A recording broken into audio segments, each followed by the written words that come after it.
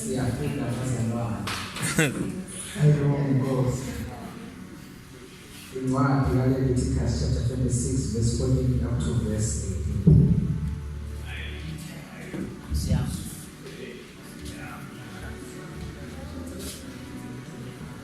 Chapter 26. Yeah, Leviticus 26 verse 14 up to verse 18.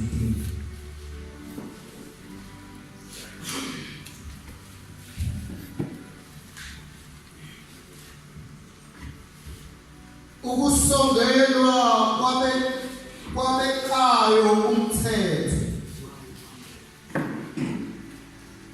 Kepha uma ningalaleli, ningayenzi yonke lemiyalo, uma nilahla izimiso zami, uma umphefumulo wenu unengwa yizahlulelo zami, ukuze ningayenzi yonke imiyalo yami, kepha naphule isivumelwano sami, nami ngiyakwenza lokhu kini, ngiyakunentisela ingebhe nesifuba nomkhuhlane oyakuqeda amehlo, udangalise umphefumulo.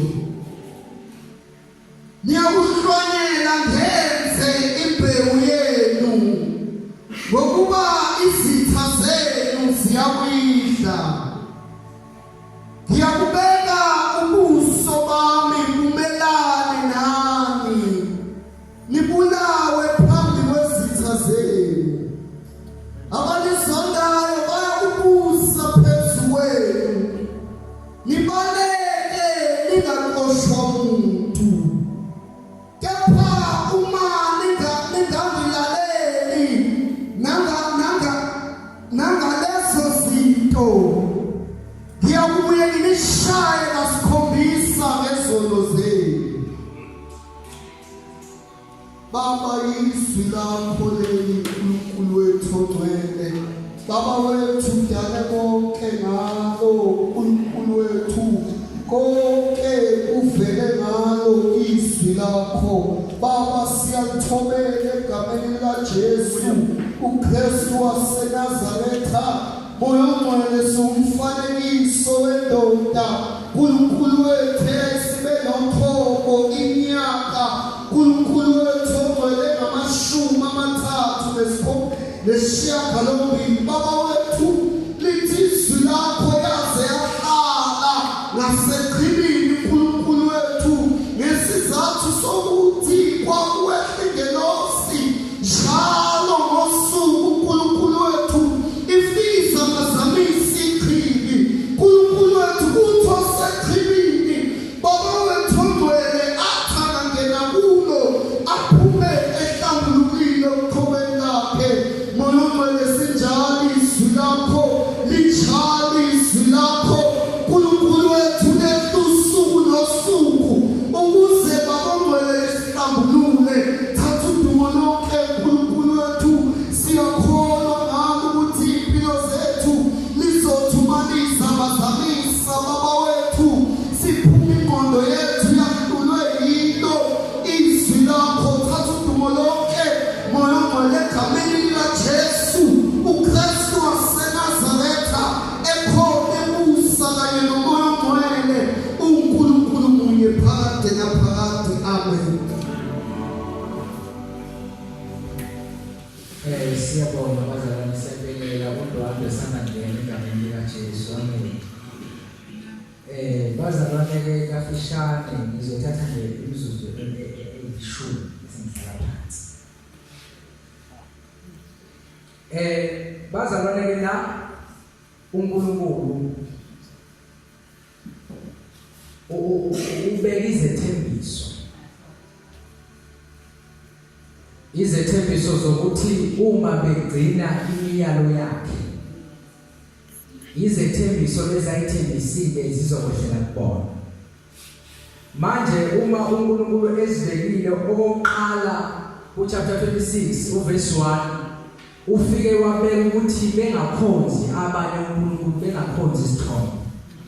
Manje uma efika ngala ngezansi ubeka izethembiso ukuthi uma begcina izwi lakhe zonke lezi zethembiso azinike bona noma sibekileyo azizotholwa unoma ubani, kodwa zizotholwa yilabo abagcinile imiyalo yakhe.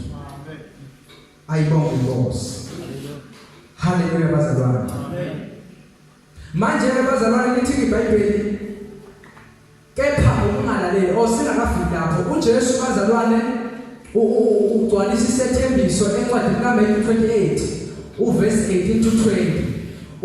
Uthi-ke uJesu uma esevukile ethuneni uthi bazalwane ngiza ufike ubatshela verse 18 ukuthi abahambe benze izizwe zonke zibe abafundi bakhe. Usethi-ke uza kubagcwalisa ngomoya ongcwele. Ayibonge Inkosi. Manje uJesu owokuqala uqala uyabathuma ukuthi abahambe. Ayibonge Inkosi. Manje usegcwalisa isithembiso ukuthi-ke abezohamba bodwa kodwa uzobagcwalisa ngomoya ongcwele. Ayibonge Inkosi bazalwane. Haleluya bazalwane. Ayibonge Inkosi. Jesu sindisi iwami kohlabelela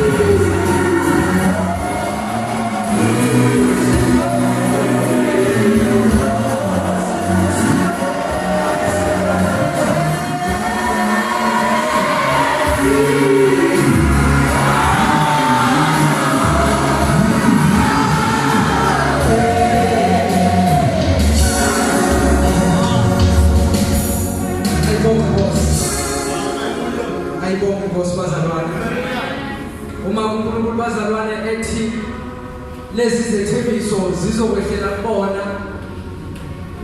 uma begcina imiyalo yakhe. Ayibonge Inkosi. uNkulunkulu bazalwane okokuqala ufike ubeke izithembiso zakho ukuthi wonke umuntu ozothola lezi zithembiso umuntu ozogcina imiyalo eliyibekile. Ayibonge Inkosi. Mayefika ngezansi bazalwane uyasibeka isiqalekiso bazalwane ukuthi ongawugcinanga umyalo wami yilezi iqalekiso ezizomehlela. Ayibonge Inkosi. Manje into eqalayo uNkulunkulu akabeki iqalekiso kodwa uqala ngezithembiso azobanika zona. Ayibonge Inkosi. Awubazalwane uDeuteronomy 28 nokulalela izwi likaNkulunkulu uJehova wakho uqaphele ukwenza njengalokhu ngikuyalile. Ayibonge Nkosi, okusho ukuthi bazalwane into ezokwenza ukuthi uthole ithembiso ukuqaphela uma uhamba endleleni. Ayibonge Nkosi, into ezokwenza ukuthi sithole ithembiso uNkulunkulu asibekele sona ukuthi sihambe endleleni siqaphele sigcine imiyalo kaNkulunkulu. Ayibonge Nkosi. Uthi ke uNkulunkulu lezi sithembiso azizokwehlela kunombani, kodwa umuntu bazalwane ogcinile imiyalo yakhe. Ayibonge Nkosi. Hayi umuntu bazalwane ozwa abantu bekhuluma ngemiyalo yakhe wasegcina izinto ayitshelwa abantu, kodwa umuntu ogcinile imiyalo yakhe. Ayibonge Nkosi. Umuntu ogcinile imiyalo yakhe. Ayibonge Nkosi. LiBhayibheli bazalwane zonke lemiyalo zonke lezithembiso zehlela labo abagcinile imiyalo kaNkulunkulu. Ayibonge Nkosi. Zonke izithembiso zikaNkulunkulu azibekileyo zehlela abantwana abagcinile imiyalo kaNkulunkulu. Ayibonge Nkosi. Abahambe ngokwethembeka endleleni. Ayibonge Nkosi. Hayi bazalwane izithembiso zokwenqaba. Ayibonge Nkosi. Kodwa izithembiso zikaNkulunkulu. Ayibonge Nkosi. Uyifunda izithembiso ayibekileyo uthi bayefika izithembiso zabo kuwezinye ngapha kuwezinye. Ayibonge Nkosi. Ziyokwehlela laba abagcinile imiyalo kaNkulunkulu. Ayibonge Nkosi bazalwane. Imiyalo kaNkulunkulu bazalwane imele ukugcina. Ayibonge Nkosi. Ngikhumbula indoda bazalwane uJona ngelinye ilanga. Ayibonge Nkosi. Okwathi uNkulunkulu eyithumile bazalwane yathatha umkhumbi obheka kwenye indawo. Ayibonge Nkosi. Bayakhompleni abantu abakhona emkhunjini ukuthi kazi lesi siphepho esingaka sisehlela usingesana.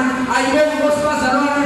Kodwa uJona ulele emva yasuka indoda yahamba yayobuza athi Jona, ngokulele lapha awusizwa yini isiphepho esehlala? Ayibonge Nkosi bazalwane. IBhayibheli mabefike emva bamvusa, bathema bemvusa bazalwane, waqala bazalwane wathena ukhonza uNkulunkulu ophilayo. Ayibonge Nkosi. Bamthatha bazalwane bamphosa phansi ngoba bazalwane wayengafuni ukugcina imiyalo kaNkulunkulu. Ayibonge Nkosi. uNkulunkulu umnika omunye umyalo yena wenza okwakhe. Ayibonge Nkosi bazalwane. uNkulunkulu ubeka indlela uthi hamba Jona uyoshumayela eNiniva. Ayibonge Nkosi. uJona uthatha omunye umkhumbi obheka kwenye indawo. Ayibonge Nkosi. Simele bazalwane ukugcina imiyalo kaNkulunkulu. Ayibonge Nkosi. Simele ukugcina imiyalo kaNkulunkulu. uNkulunkulu bazalwane uma uJona usemenzela second plan yokuthi ngoba uJona manje usewugejile lo mkhumbi. Ayibonge Nkosi. Ngizomenzela omunye. Ayibonge Nkosi bazalwane. IBhayibheli kwafika inhlanzi yamfaka phakathi. Ayibonge Nkosi. Yasiyamgcina. Ayibonge Nkosi. Yaze yamthulela la uNkulunkulu amthume khona. Ayibonge Nkosi. Ngoba noma ngathiwa wenqabile bazalwane ukugcina umyalo kaNkulunkulu, kodwa uNkulunkulu bazalwane une-purpose ngokuthatha wena akubeka ukuthi hamba uhambise umyalo. Ayibonge Nkosi. Noma uhambise izimemezelo. Ayibonge Nkosi bazalwane. Manje bazalwane kufika indaba bazalwane lapha kuGenesis chapter 12. Ayibonge Nkosi. uthi uNkulunkulu Abraham phuma ezweni lakini uye ezweni engiyakumnika lona. Ayibonge Nkosi. Mayefika uAbraham bazalwane akathatha umyalo exactly kaNkulunkulu amnike wona. Mayefika bazalwane bavesile angezansi uthatha uLot. Ayibonge Nkosi bazalwane. Mayefika uthatha uLot uhamba naye. Uma ehamba nalo IBhayibheli uNkulunkulu wathula ukukhuluma kuye. Ayibini ku-Abraham. Ayibonge Nkosi. uNkulunkulu wathula ukukhuluma ku-Abraham. Ayibonge Nkosi bazalwane. Ngoba uNkulunkulu ubekile umyalo ukuthi yenza nangu umyalo wakhe. Uthe phuma akashoki ukuthi phumani. Ayibonge Nkosi. Uthi uNkulunkulu phuma ezweni lakini uye ezweni engiyakumnika. That is a promise. Uye ezweni engiyakumnika lona. Ayibonge Nkosi. Manje bayefika ngezansi bazalwane yena uthatha uLot uhamba naye. IBhayibheli wathula wagcina bazalwane ukuze uNkulunkulu ekhulumisana nempilo yakho. Ayibonge Nkosi. Ngenxa yoLot uhamba uhlangana nabo endleleni. Ayibonge Nkosi bazalwane. Ayibonge Nkosi. IBhayibheli bazalwane uNkulunkulu uma ebekile imiyalo simele ukugcina imiyalo yakhe. Tell me to uyaphela bazalwane. Simele ukugcina imiyalo kaNkulunkulu. asimele ukugcina izinto ezizwa ngabantu bezisho, kodwa simele ukugcina umyalo kaNkulunkulu. Ayibonge Nkosi bazalwane, simele ukugcina umyalo kaNkulunkulu. Athi ohlabelelayo uyalalelwa usomandla noma isimo singafuni. Ayibonge Nkosi bazalwane, simele ukugcina imiyalo kaNkulunkulu noma sekungahambeki endleleni. Ayibonge Nkosi bazalwane, ngiyamthanda bazalwane u2 Timotheo. Ayibonge Nkosi, uma lithi iBhayibheli bazalwane, uJesu uthembekile noma thina sesingathembekanga endleleni. Ayibonge Nkosi, uthi yena uthembekile noma sesingathembekanga endleleni. Kodwa bazalwane, noma simele ukugcina imiyalo kaNkulunkulu, kodwa imiyalo kaNkulunkulu asikwazi ukuyigcinela yona siyithi. Ayibonge Nkosi bazalwane, imiyalo kaNkulunkulu ikhona yona, kodwa sikwazi ukugcina imiyalo kaNkulunkulu siyimele. Kodwa bazalwane, kukhona inyoka bazalwane yethusi eyaphakanyiswa eCalvary. Ayibonge Nkosi bazalwane, othi masiyemele igcinise imiyalo kaNkulunkulu. Ayibonge Nkosi, ngomnyama izohamba yehluleka endleleni, kodwa umuntu uKristu, ayibonge Nkosi, imiyalo kaNkulunkulu uzoyigcina njengalokho ibhaliwe. Ayibonge Nkosi bazalwane, simele kulisamele uJesu kube uyena ogcinisa imiyalo kaNkulunkulu. Ayibonge Nkosi, sizophakamisa uJesu ukuthi uJesu usigcinisa imiyalo kaNkulunkulu. Ayibonge Nkosi ngomusa wakhe. Ayibonge Nkosi bazalwane, simele bazalwane sigcine imiyalo kaNkulunkulu ngoKristu. Ayibonge Nkosi, awukwazi ukugcina imiyalo kaNkulunkulu uKristu ungenayo. Ayibonge Nkosi, awukwazi ukuhamba endleleni ngokwethembeka uKristu ungenayo. Ayibonge Nkosi, uma usomela uKristu usala umoya ongcwele. Ayibonge Nkosi, akufundise endleleni. Ayibonge Nkosi bazalwane, simele ukugcina imiyalo kaNkulunkulu ngoKristu. Ayibonge Nkosi bazalwane, uKristu yedwa bazalwane onikiwe authority. Ayibonge Nkosi, uKristu yedwa onikiwe igunya. Ayibonge Nkosi, uKristu yedwa bazalwane obusayo emhlabeni nasemazulwini. Ayibonge Nkosi, ukuthi sigcine ngayo imiyalo kaNkulunkulu. Ayibonge Nkosi, ayibonge Nkosi. U10 minute Thomas uyaphela. Engizokusho nje ukuthi bazalwane, simele ukugcina imiyalo kaNkulunkulu kodwa ngoKristu. Ayibonge Nkosi bazalwane, ngiphakamisa nje uKristu ukuthi uKristu ugcinisa imiyalo kaNkulunkulu. Asikwazi ukuyimela sihambe endleleni, asikwazi ukuthi endleleni sihambe sithi sethembekile uKristu engekho. Ayibonge Nkosi, ngoba noma ungathi wehluleka endleleni, kodwa uma ungenayo uKristu vele ufanelwe ukwehluleka. Ayibonge ngoba ukhona bazalwane akusiyo imisebenzi yethu, kodwa ukhona kuwumusa kaNkulunkulu. Ayibonge Nkosi bazalwane, simele ukwethembeka endleleni sigcine imiyalo kaNkulunkulu ngoKristu.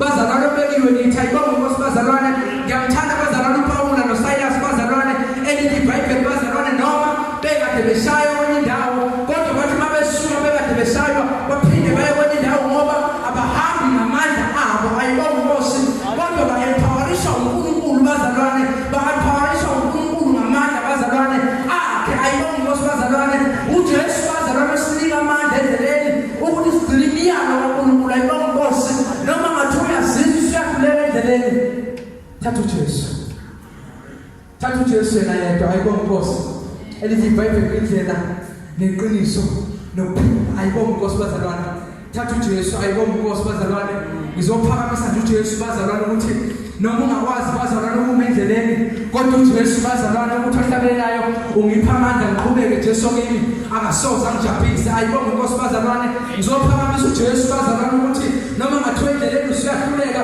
usuyabona ukuthi eminye yemiyalo awusakwazi ukuyigcina, kodwa uJesu bazalwane uyagcina. Ayibonge Nkosi, agcinuwe ebhedini kuyisingile. Ayibonge Nkosi, akubamba uJesu bazalwane. Ayibonge Nkosi, uJesu asigcinisa imiyalo. Ayibonge Nkosi bazalwane, asikwazi ukuyigcinela sodwa imiyalo, kodwa siyamdinga uKristu bazalwane ozosigcinisa imiyalo kaNkulunkulu.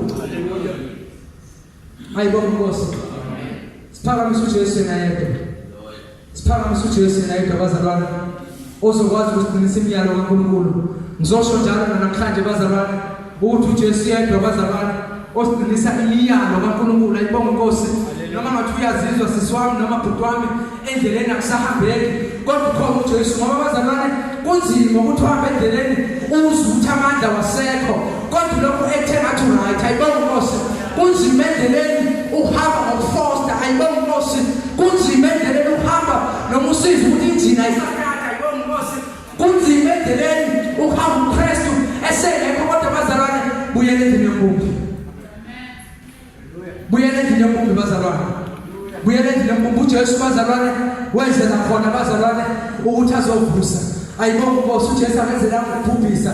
uJesu akenzela ukwahlulela. uJesu akenzela ukuthi azokutshela ukuthi wena wonile kangako. uJesu leyizele bazalwane ukuthi uJesu azohlala kithi nathi sihlale kuye. Ayibonge Nkosi bazalwane uJesu leyizele bazalwane ukuthi asiphathe bazalwane asigcinele yena. Ayibonge Nkosi bazalwane ngomoya ongcwele. Ayibonge Nkosi bazalwane ngizophakamisa uJesu ukuthi asikwazi ukuyigcinela imiyalo uJesu engekho in the name of Jesus.